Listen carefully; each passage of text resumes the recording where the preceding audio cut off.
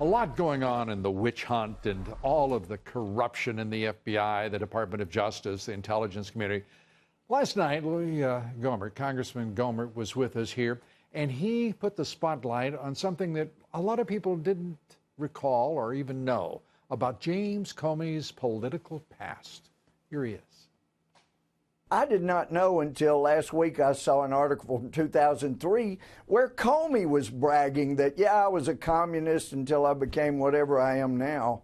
I'd never heard that. Comey the communist. How about it? Who knew that? It's amazing. Well, we know that now.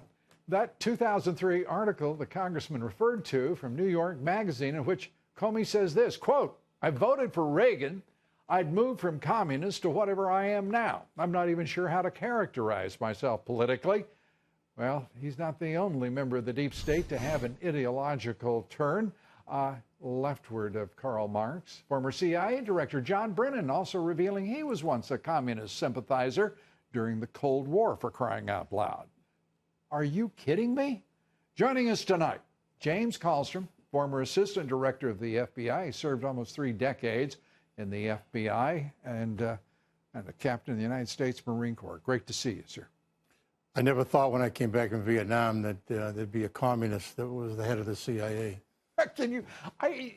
This boggles my mind. I grew up on the FBI television show in which they were pursuing communists, and there's one at the head of the CIA and one I wonder if at the head of the FBI. Comey and Brennan were in the same, the same den, like the Cub Scout den. The communists. They were in the same communist den somewhere up in the Bronx or someplace. Well,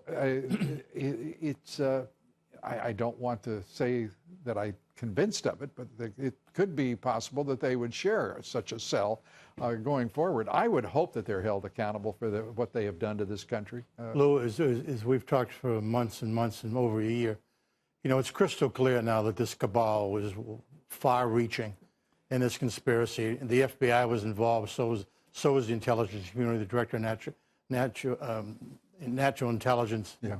DNI. Dan Coates. And many of the Democratic leadership of the Congress were part of this storytelling that went on ever since, it was obvious that Trump was going to be the nominee.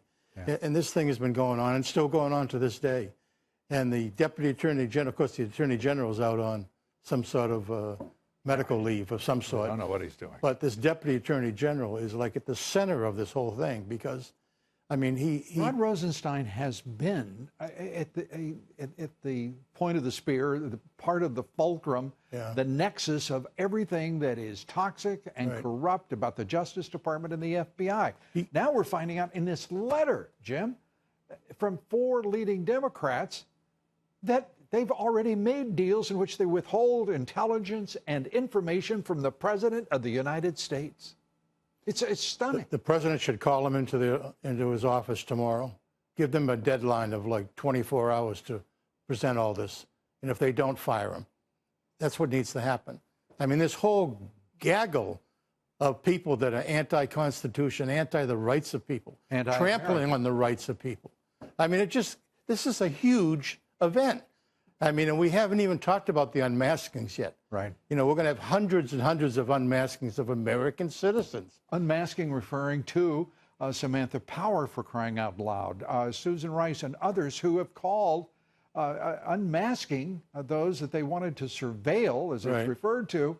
And we're talking, as Jim says, hundreds of American citizens.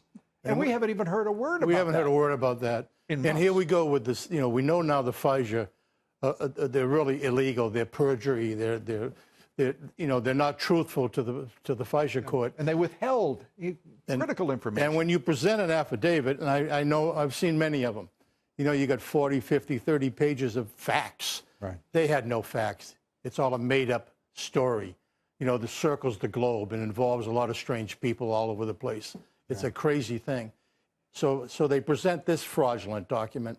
Then they renew it every 90 days 4 times. Right. And the law says you have to bring new facts. You have to make the case that you have to continue this because this is a violation of someone's rights under the Constitution. Documents, as you point out, this is paid for by Hillary Clinton's campaign, by the Democratic National Committee. It was a fraudulent, false document. Bob Woodward even refers to it in his new book. We're going to find out that all these renewals were fraudulent. Yeah. Because what could they have possibly found out about the person they were surveilling? You know, what? I mean, he's not in jail. He hasn't been charged with anything. It's all BS. The whole thing is BS. Well, and there's plenty of that in Washington, D.C., and the level is rising.